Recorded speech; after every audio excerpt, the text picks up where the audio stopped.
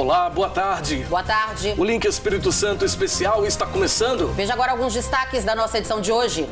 Máquina criada por pesquisadores da UFES ajuda no trabalho de esterilização de equipamentos hospitalares aqui no estado. Conselho Regional de Medicina defende a adoção de protocolo precoce para tratamento de pacientes da Covid-19. Começa a funcionar na capital o centro de quarentena que vai receber pessoas com o novo coronavírus em situação de vulnerabilidade social. Capixabas que estão desempregados aproveitam o período da quarentena para se qualificar e sair na frente pós-crise. Defensoria Pública denuncia a Fundação Renova o Conselho Nacional dos Direitos Humanos por corte de ajuda aos atingidos pela lama da Samarco. E tem as dicas de lives e filmes para você aproveitar o final de semana sem sair de casa. O Link Espírito Santo já está no ar.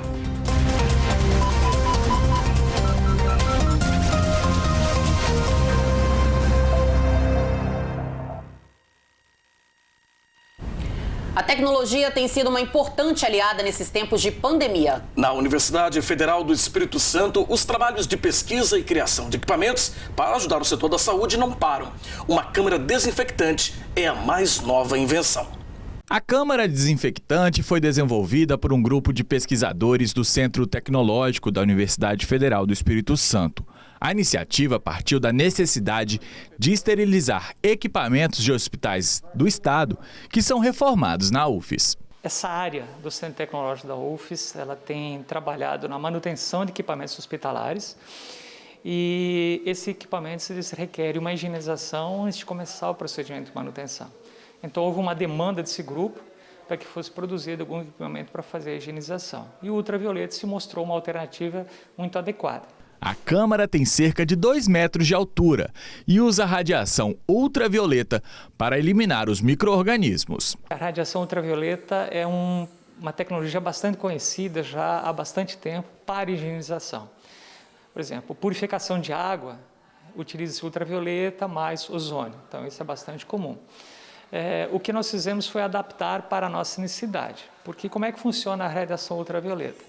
Ela incidindo sobre vírus e bactérias, ela mata ou inibe esses micro-organismos se uma quantidade suficiente de radiação incidir sobre eles. Então, no nosso caso em particular, 5 minutos dessa radiação é suficiente para matar totalmente os vírus e as bactérias que estejam nesses equipamentos que são higienizados.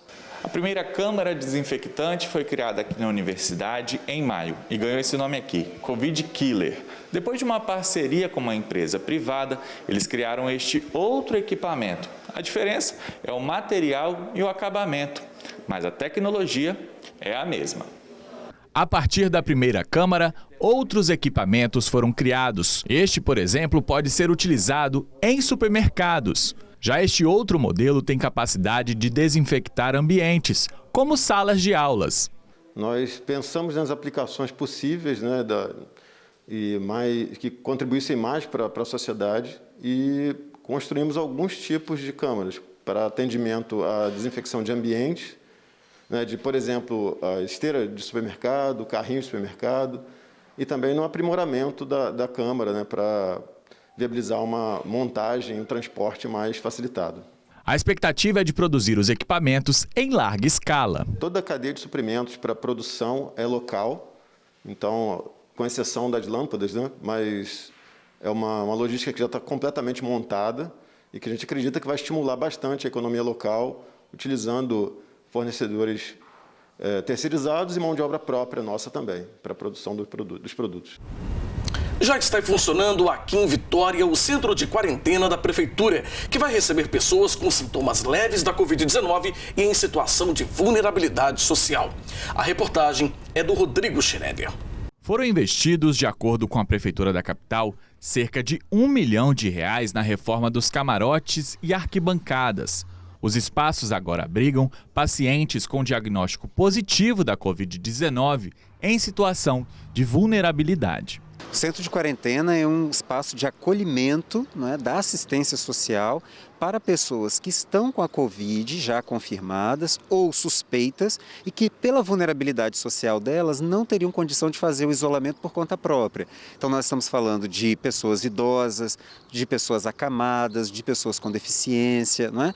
De população em situação de rua ou mesmo de pessoas que residem em cômodo muito singelo com muitas pessoas da mesma família que, portanto, não teriam condição de se isolar. Então, precisa passar pela saúde, porque eu preciso ter a confirmação da doença ou a suspeita, e precisa também passar pela assistência para ter o recorte da vulnerabilidade social. O centro de quarentena da Prefeitura de Vitória conta com 50 vagas. Cada pessoa ficará por um período de 15 dias. Aqui eles farão todas as refeições e terão acompanhamento médico e social 24 horas.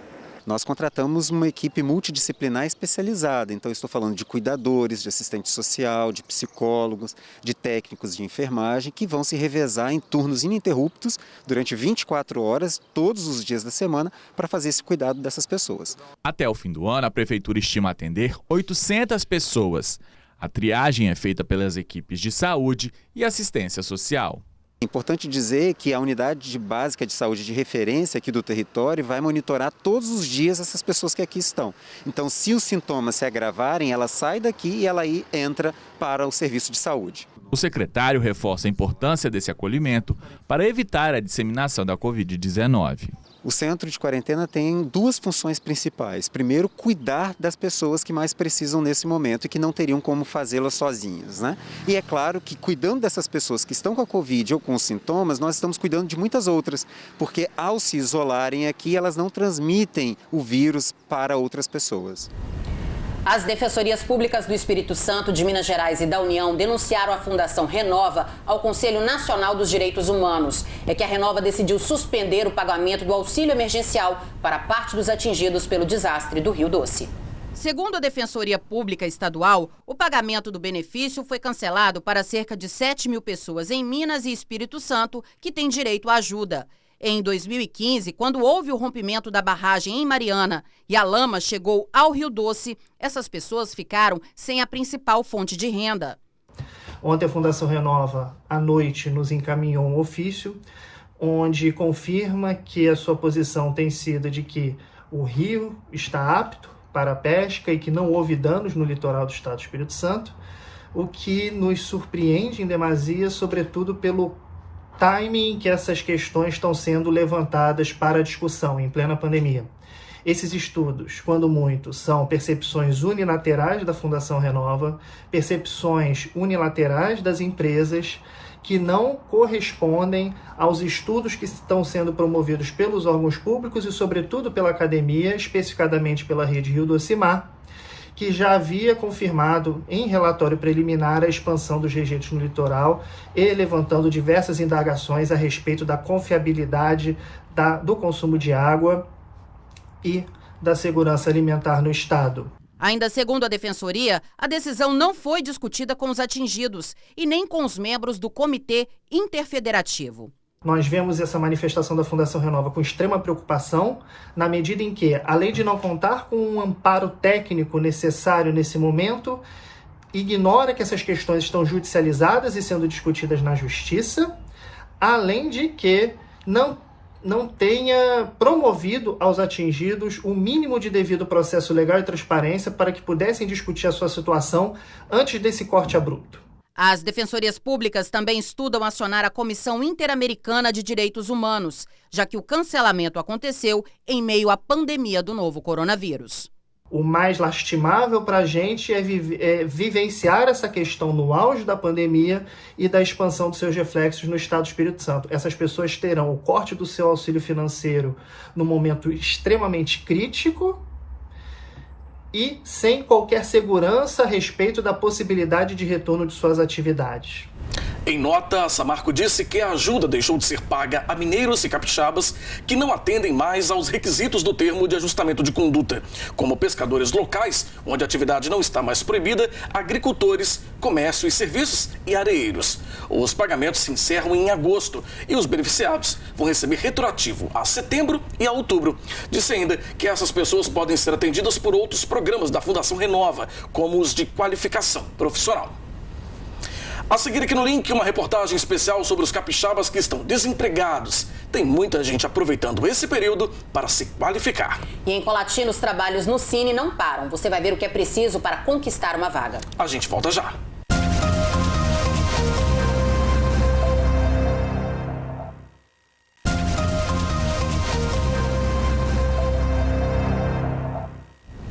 O Conselho Regional de Medicina aqui no Espírito Santo está discutindo a adoção de um protocolo precoce para pacientes no estágio inicial da Covid-19.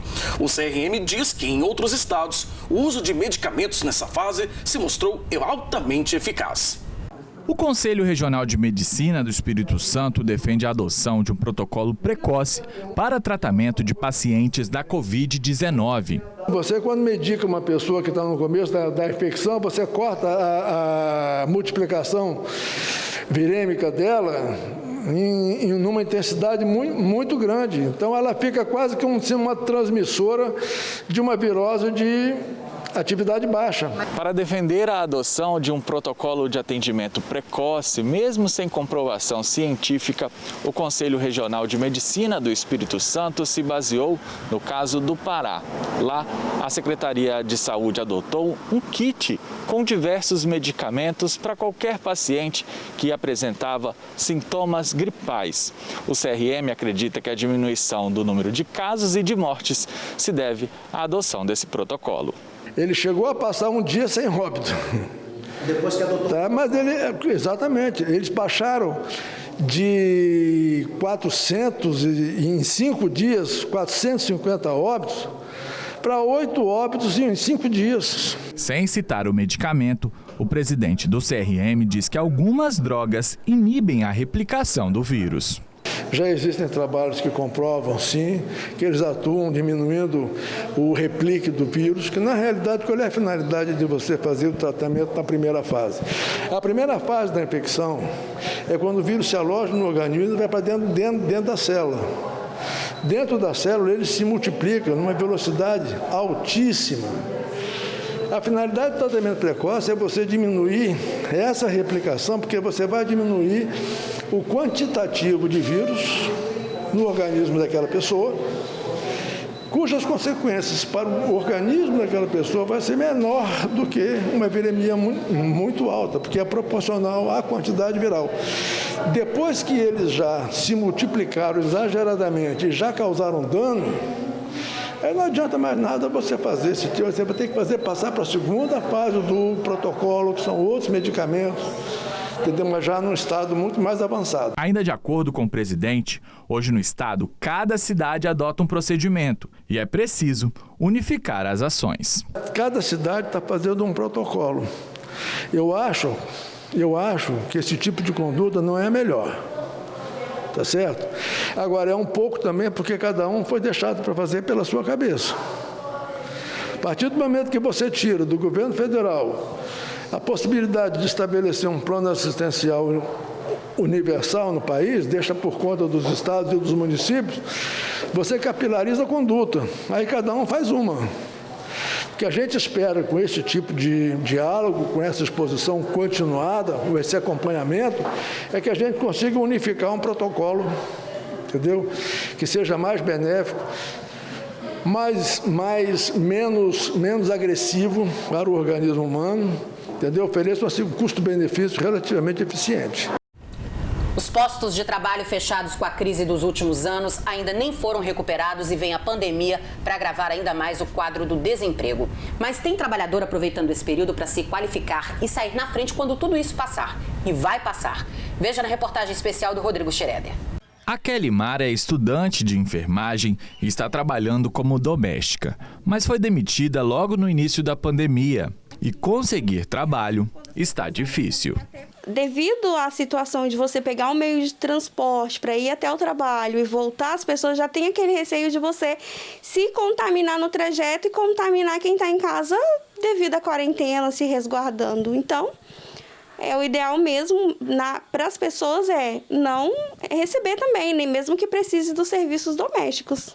Sem emprego, ela, que mora com a mãe e o irmão, viu as contas apertarem. Como eu pago uma escola, tá atrasado algumas mensalidades. Como a gente tem água, luz, tem gasto com medicamento, porque meu irmão é hipertenso, tem a minha mãe também que está precisando de fazer um tratamento. Acaba meio que a gente tirando de uma situação para outra e não dá para suprir tudo, não dá. Assim como a Kelly Mara, muitos outros trabalhadores perderam os postos de trabalho com a pandemia. De acordo com o IBGE, pela primeira vez na história, em todo o país, mais da metade das pessoas com idade para trabalhar estão desocupadas. Aqui no Espírito Santo foram fechados quase 7 mil postos de trabalho no mês de maio, segundo o Cadastro Geral de Empregados e Desempregados, o CAGED. Se a gente olhar só março até maio, vamos dizer assim, né, um período mais recente, esses 3 meses, foram suficientes para ter uma redução em cerca de quase 30 mil, né? 29 para 30 mil. Quando a gente compara outros períodos históricos do Espírito Santo, a gente não teve uma destruição de postos assim, numa velocidade tão grande. As outras crises econômicas que o Estado do Espírito Santo passou, e o Brasil também de uma maneira geral, a queda da redução de vagas ela tende a ser mais suave. E dessa vez, com toda a proteção que tem o mercado de trabalho brasileiro, que cria uma série de dificuldades para você conseguir demitir as pessoas, ainda assim nós estamos com uma queda recorde e preocupa muito porque quando a gente olha para a crise de 2015, né, 16, aquela queda de vagas que nós tivemos, até o presente momento nós não conseguimos recuperar aquelas vagas. A Roberta também faz parte do grupo que ficou sem emprego durante a pandemia. Eu atuava há 12 anos como gerente comercial de uma empresa do ramo imobiliário e 2 meses posterior ao início da pandemia eu fui desligada e me vi no meio de uma pandemia e desempregada. Contando com a ajuda de familiares e amigos, né, logo me recuperei, né, mentalmente e foquei no meu objetivo, que é a minha recolocação. Não pensei em nenhum momento esperar a pandemia passar para que isso acontecesse. Então, desde o início, estou focada na minha recolocação profissional. Comecei a fazer alguns cursos, já vinha fazendo, reforcei e foquei nos cursos que eu queria, que eu tenho certeza que vai me ajudar no meu autoconhecimento e meu desenvolvimento. E contratei uma consultoria de recolocação que, para mim, foi fundamental e primordial nesse momento. A Dalila também está desempregada e quer recomeçar. Não fiquei parada em casa. Eu estudei e continuo estudando para poder me qualificar. E quando passar a pandemia, eu consegui me recolocar novamente no mercado de trabalho. Este especialista em carreiras diz que o caminho é este mesmo. É preciso se atualizar e não desanimar. Você vai estar se qualificando, se especializando, aprendendo novas habilidades. Isso talvez te dê até um plus ali na frente para conseguir, quem sabe, uma oportunidade ainda melhor na sua área, na sua profissão como um todo. Imagina que você tem uma carreira ligada à área de administração e aí você pode fazer cursos de controladoria, compliance, qualidade, verificar o que o mercado está demandando. Eu gosto, mas talvez não tinha oportunidade antes. Agora é a hora de se dedicar, planejar mesmo a carreira. Bom, e o comércio varejista capixaba teve uma importante reação no mês de maio, quando as lojas puderam voltar a abrir, mesmo que em esquema de dias alternados. As vendas tiveram um aumento de 27,1% em comparação com abril. Os dados foram apurados pelo IBGE.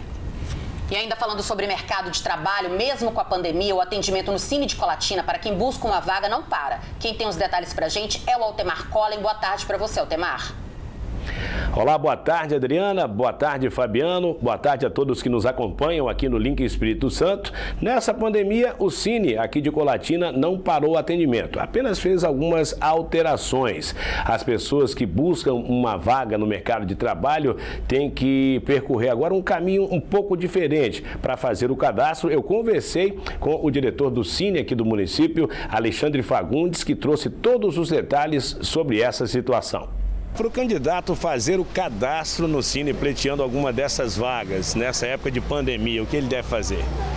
O cadastro normalmente é aquele que é feito presencial. Como a gente está nessa situação de pandemia, Nós estamos trabalhando um sistema muito simples. O candidato vai enviar um e-mail, cinecolatina, né, @gmail. Esse e-mail também foi criado para esse momento. Nele ele vai enviar o seu currículo, o número do seu PIS, o número do CPF e também a vaga que ele está concorrendo. Nós vamos receber esse currículo pelo e-mail, vamos fazer a impressão e vamos entregar para a empresa. Bom, não pode esquecer desses detalhes aí, né? Não pode, porque são informações que a gente precisa para poder movimentar, fazer o procedimento no sistema do Cine.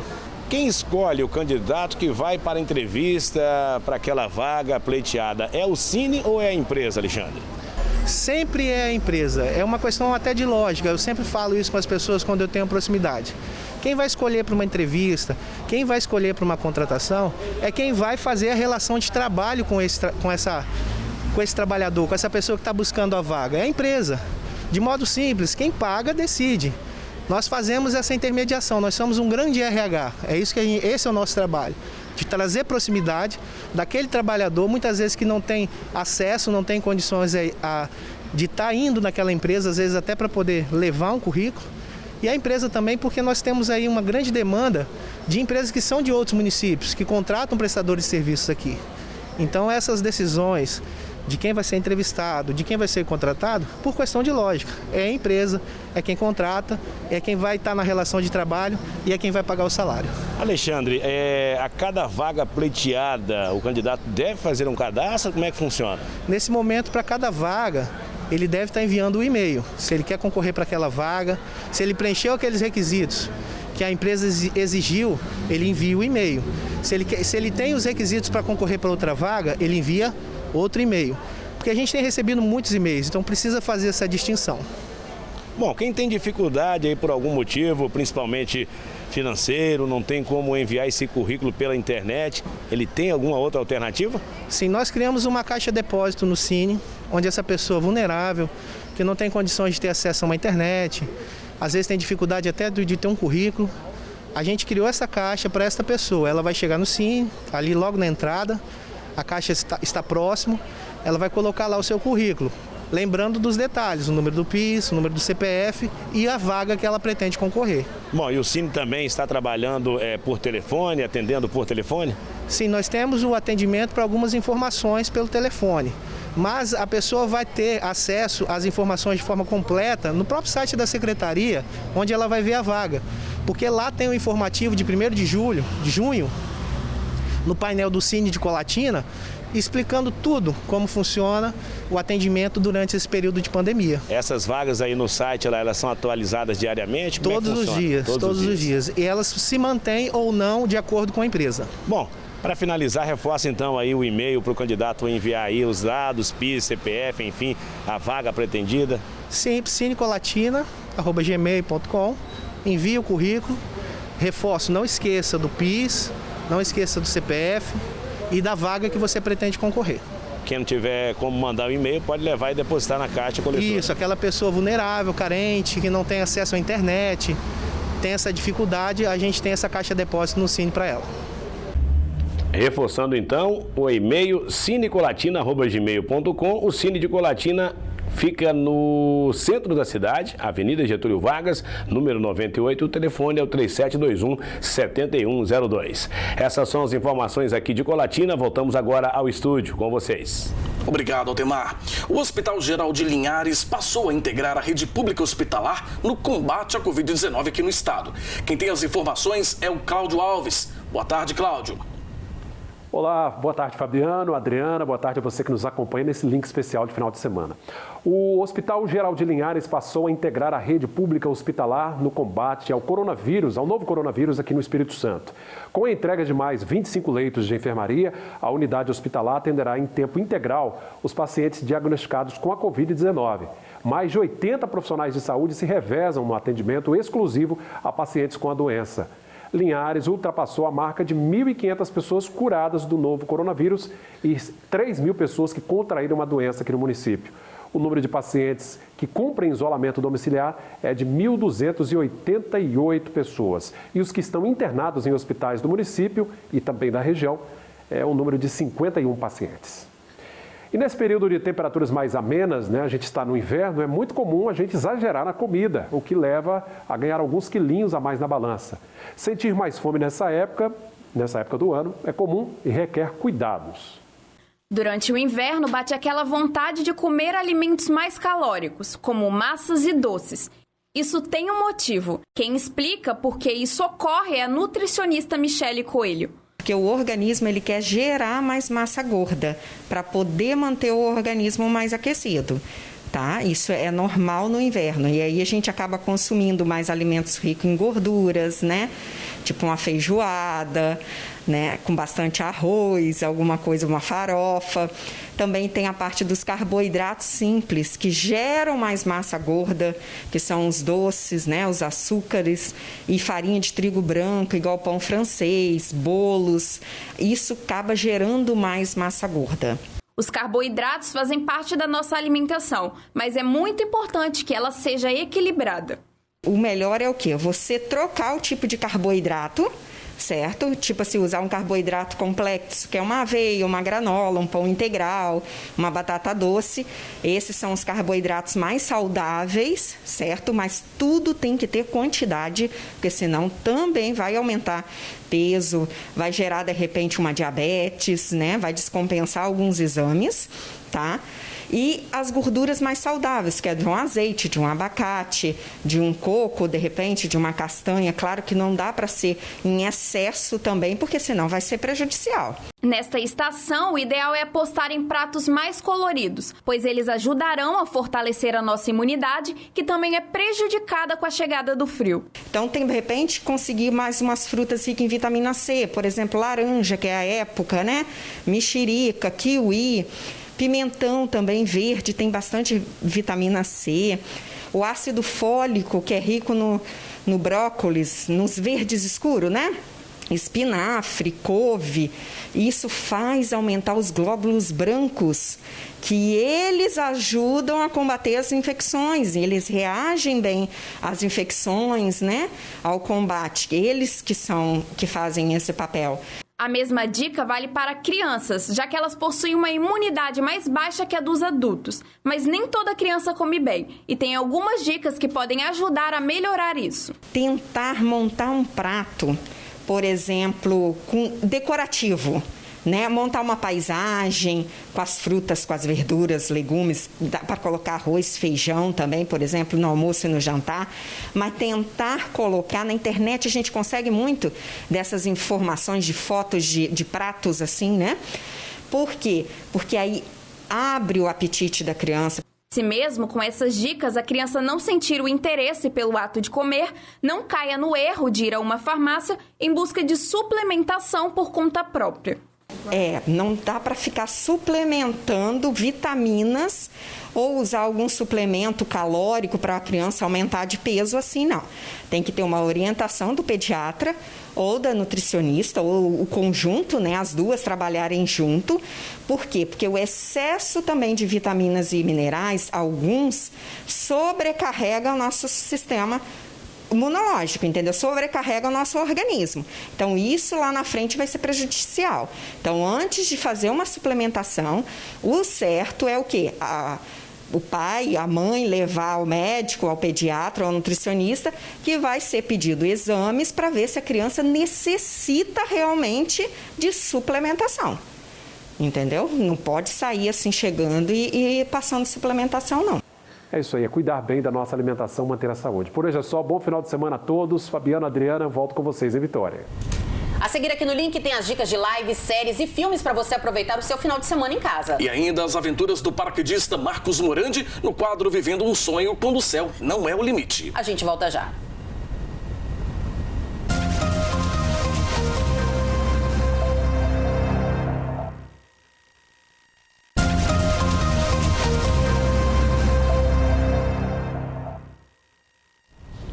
A quarta etapa do inquérito sorológico divulgado na semana passada mostrou um dado preocupante. Quem anda de ônibus aqui na Grande Vitória está mais exposto ao vírus. E não é difícil entender os motivos. A cena se repete todos os dias. Mesmo em meio à pandemia de Covid-19, com a recomendação para só viajar com passageiros sentados, o que se vê nos ônibus que circulam na Grande Vitória é bem diferente. No terminal de Carapina, na Serra, o cenário também é preocupante. Os ônibus saem com passageiros em pé e lotados. Quem usa o transporte público reclama. Ônibus lotado, um monte de gente em pé. Mesmo assim tem que encarar. Tem que encarar, não tem jeito? Fazer o quê? Não tem dinheiro para pagar Uber? Tem que ir de ônibus. O movimento intenso nos terminais e nos ônibus preocupa, porque o número de infectados pelo novo coronavírus é cada vez maior. O resultado da 4ª etapa do inquérito sorológico aqui no Espírito Santo mostrou que 42% dos contaminados usam o transporte coletivo por pelo menos 4 dias na semana e por mais de 30 minutos. Nós temos muito mais pessoas que utilizam o transporte público, que usam o transporte público mais de 4 vezes por semana e que ficam muito mais de 30 minutos nesse transporte público. O que isso nos indica? Essas pessoas positivas nesses aglomerados subnormais estão caminhando pelas cidades porque elas desconhecem a sua condição de pessoa infectada. Essa técnica de enfermagem trabalha como babá em Vitória, mas mora em Cariacica. Ela conta como é a rotina nos coletivos todos os dias. Tem gente que entra no ônibus, está de máscara. Só que quando senta, eles vão tirar a máscara. Isso te preocupa? Com certeza, e muito, entendeu? Eu tenho uma mãe idosa, tenho uma filha de 7 anos que dorme com minha mãe. Isso tudo me preocupa, entendeu? Só que eu preciso trabalhar. Já essa servidora pública toma todos os cuidados ao embarcar, mas não vê a mesma preocupação dos outros passageiros. Infelizmente, a gente também observa algumas pessoas sem máscara ou com a máscara no queixo, porque está falando no celular, está fazendo selfie, coisa desse tipo. Então, o que eu percebo é que com o decorrer do tempo dessa questão da pandemia, as pessoas elas estão meio que negligenciando essa questão da segurança. Sem opção, o jeito é correr riscos. Eu tenho família, meu pai e minha mãe são pessoas do grupo de risco, são pessoas com mais de 60 anos. Então, eu fico assustada, porque eu não sei como aquelas pessoas que estão ali em volta de mim. Eu sei que muitos estão indo trabalhar, eu tenho consciência, mas infelizmente a gente também vê aquele grupo de pessoas que estão tão cansados de ficar em casa que simplesmente estão indo andar, indo respirar. Mas é uma situação que assusta muita gente. Agora nós vamos a Cachoeiro de Itapemirim conversar com Samuel de Fraga, que mostra pra gente exemplos de pessoas que estão se reinventando para superar a crise gerada pela pandemia da Covid-19. Boa tarde para você, Samuel. Oi, Fabiano. Oi, Adriana. Muito boa tarde para vocês e para todos que assistem. O link especial de sábado. E é isso mesmo, hein, gente? Com a pandemia do novo coronavírus, as pessoas estão precisando se reinventar. E a internet e criatividade têm sido a maior arma para driblar a crise. A Tânia cerimonialista tinha uma vida agitada na profissão preparando casamentos. Chegava a trabalhar mais de 18 horas por dia para dar conta de tantos compromissos. Mas aí veio a pandemia do novo coronavírus. Eu tive que drasticamente me afastar dos meus clientes, né? Que a gente tem um contato direto, presencial, e de repente eu me vi impossibilitada de estar com eles. Daí ela teve que se reinventar. Agora tudo é pela internet. E não tá fácil, mas está dando certo. Em plena pandemia, já realizou cerimônia. Por questão religiosa, eles só poderiam casar aos domingos. E o único dia 17 que tinha dentro do mês que ela gostaria de casar seria 17 de maio. Eu tive que buscar uma solução. E aí veio a ideia da gente fazer um micro-wedding, né? Que é um casamento, né? Uma cerimônia, até 20 pessoas. Essa gerente de loja já trabalhava com redes sociais para vender as mercadorias. A gente postava bastante, o cliente vinha até a loja, né? Agora é o contrário, agora a gente leva a mercadoria para o cliente. Com a pandemia, a internet virou o carro-chefe para vendas e a loja adquiriu um grande número de clientes com o serviço online. A gente postava bastante, o cliente vinha até a loja, né? Agora é o contrário, agora a gente leva a mercadoria para o cliente. O Leandro é professor de violão e guitarra. Tinha muitos alunos presencialmente. Eu tinha uma base de 30, 35 alunos, agora eu estou com no máximo 15 alunos aí semanais, então diminuiu muito a carga horária. E isso afeta de maneira geral, né? A gente trabalha menos, recebe menos, toca menos, porque também não dá para tocar, então tá bem complicado, bem complicado. Mas com a pandemia do novo coronavírus, os cursos pela internet são sua prioridade. Daqui para frente eu acredito que presencial nunca mais vai ser a mesma coisa. A galera vai ter que se reinventar, vai ter que se estruturar completamente para conseguir manter um curso à distância, que eu acredito que vai prevalecer daqui para frente agora. O Antônio Carlos é consultor financeiro e também teve que fazer mudança no seu trabalho por causa da pandemia. Treinamentos, aulas que eu fazia nesse espaço aqui, que eu dava aula para 15, 16 pessoas, hoje eu posso usar um aplicativo, uma plataforma e utilizar a mesma aula para 40, 50 alunos. Reinventar, essa é uma palavra que as pessoas têm ouvido e muito agora nessa época de pandemia por causa do novo coronavírus. Agora, quem está empregado ou desempregado e quer gerar mais renda, precisa mesmo ficar de olho no investimento. Hora de ficar de olho no dinheiro, mantendo ele guardadinho, e isso é importante porque eu não sei o que vai acontecer no futuro. A incerteza me diz que, mesmo aqueles que não perderam renda, eles precisam guardar dinheiro por causa do futuro. A coordenadora do Sebrae explica: a internet virou a maior arma para a economia de grandes e pequenos negócios, unida à criatividade durante a pandemia do novo coronavírus. Ele pode estar utilizando o quê? Um Instagram, Facebook, canais de divulgação para estar divulgando tanto a sua empresa como os seus produtos, seu serviço, né? Porque é muito importante ele ter esse contato com o cliente. O WhatsApp, por exemplo, é um canal em que você já vende, oferece, apresenta os seus produtos para aquela cartela de clientes que a sua empresa já possui.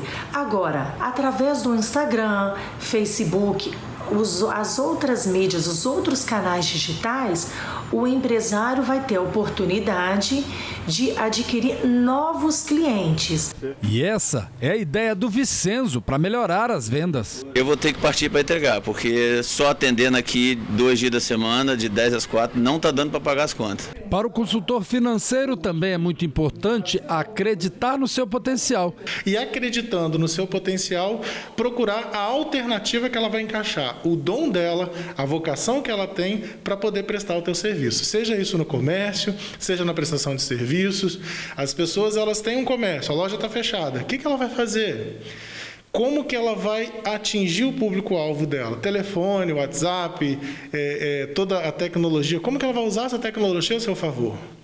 A grande mensagem que eu deixo para as pessoas é: entenda o que a tecnologia pode favorecer, aquilo que você sabe fazer de melhor. Adriana, Fabiano, eu fico por aqui. Olha, um bom final de semana para vocês e para todos. Eu volto na segunda-feira com outras informações aqui da região sul.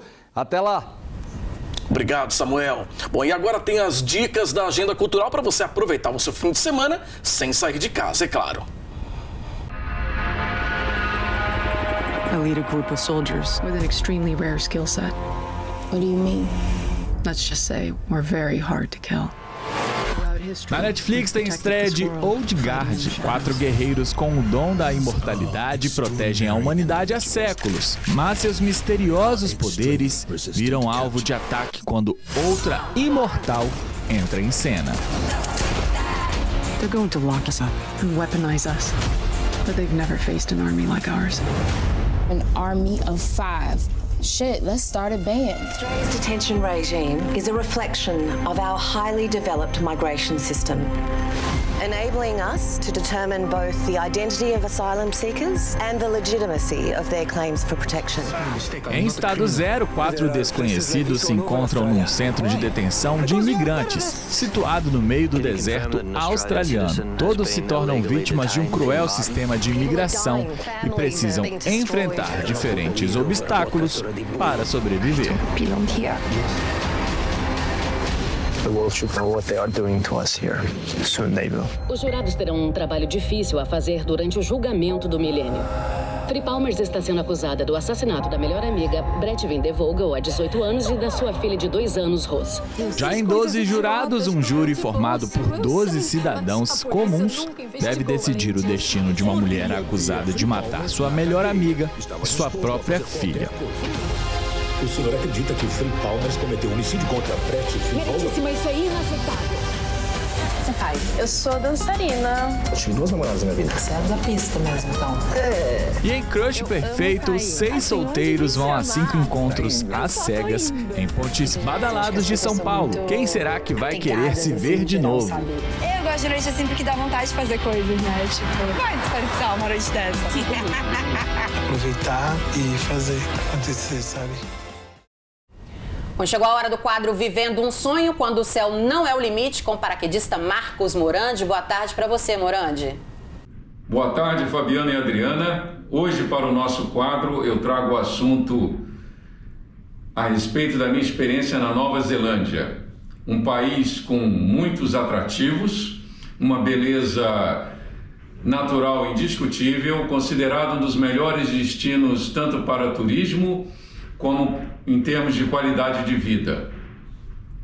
Fica na Oceania, com 2 principais ilhas, onde temos aí um ambiente muito acolhedor, voltados com políticas ao turismo e à prática dos esportes radicais. É considerada hoje a capital internacional para a prática de esportes radicais voltados à natureza. É um país que tem um pouco mais de 4 milhões de habitantes, uma infraestrutura muito bacana, com ferrovias, rodovias, e inclusive um dos trajetos que aparece um pequeno trecho no vídeo a seguir, eu fiz o transporte por ferryboat, onde eu tive a oportunidade de viajar com o carro que eu estava e ao mesmo tempo usufruir de uma cabine com todo o conforto durante o traslado. É uma infraestrutura muito bacana.